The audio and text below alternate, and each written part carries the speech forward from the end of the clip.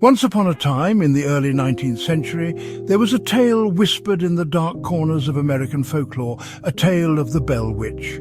It is a story that began in 1804 in the quiet and lush countryside of Robertson County, Tennessee, where the Bell family resided on a modest farm surrounded by towering trees and rolling hills. The head of the family, John Bell, was a respected farmer, known for his hard work and kindness. He lived with his wife, Lucy, and their children, who often enjoyed the simple pleasures of rural life.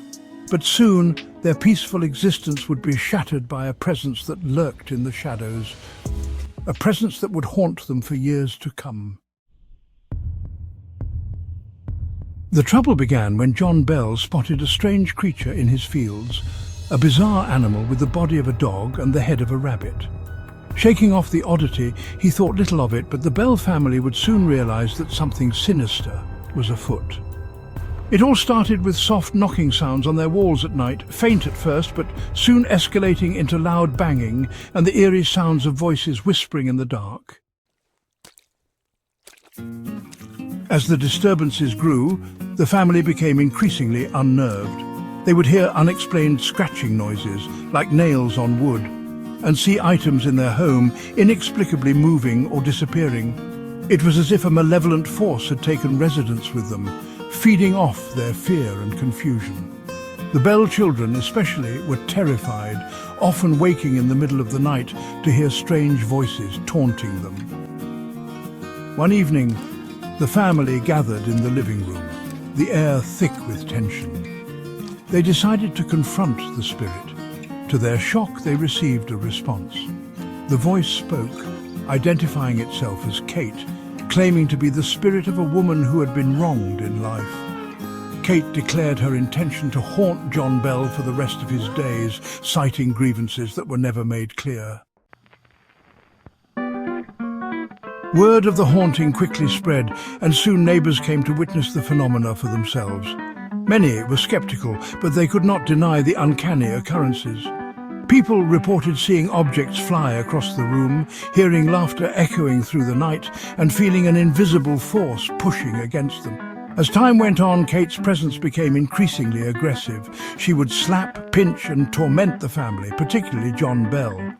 The haunting took a toll on his health, with Kate's spirit seemingly draining him of his vitality. The community became enraptured by the Bell Witch saga. Visitors flocked to the Bell home, eager to witness the supernatural events. Among them were prominent figures, including future President Andrew Jackson, who sought to investigate the claims himself. Legend has it that Jackson's entourage was met with fierce opposition from the Bell Witch, who left them rattled and scared, retreating from the haunted farmhouse in a hurry.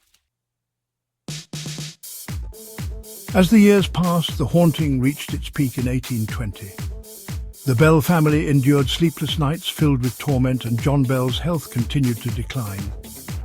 In December of that year, he fell gravely ill, and it was widely believed that Kate was responsible. On his deathbed, he told his family that he had been poisoned, a claim that suggested Kate's malevolence knew no bounds. After John Bell's death, the disturbances lessened but did not cease entirely. Kate continued to haunt the family, especially Lucy, who reported hearing whispers and feeling cold drafts long after her husband was gone. Eventually, Kate claimed she would leave, but before she did, she foretold the future, predicting a great war and the arrival of a new nation. With her departure, the Bell Witch legend transformed into one of the most enduring ghost stories in American history. The Bell family moved from the property, but tales of the witch persisted, sparking interest and intrigue for generations. The spirit of Kate Bell, whether real or a figment of imagination, became a symbol of the supernatural, embodying the fear and mystery of the unknown. Even today, the tale of the Bell Witch echoes through the hills of Tennessee, a haunting reminder that some stories linger long after the last breath is drawn, feeding on our curiosity and fears, waiting for the next listener to share in their chilling whispers.